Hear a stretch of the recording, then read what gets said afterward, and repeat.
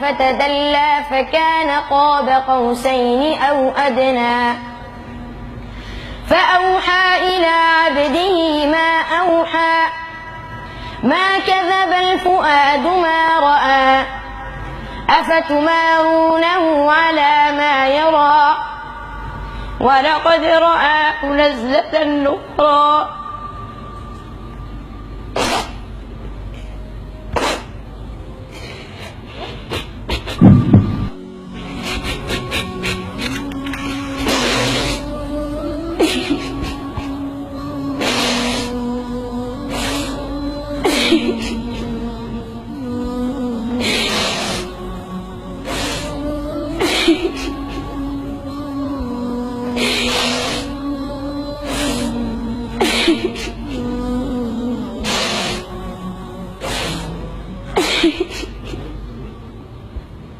ألم يأن للذين آمنوا أن تخشع قلوبهم لذكر الله وما نزل من الحق ولا يكونوا كالذين أوتوا الكتاب من قبل فطال عليهم الأمد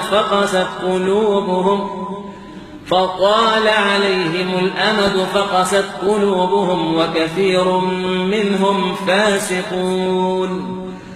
ولقد رآه نزلة أخرى عند سدرة المنتهى عندها جنة المأوى إذ يغشى السدرة ما يغشى ما زاغ البصر وما طغى لقد رأى من آيات ربه الكبرى.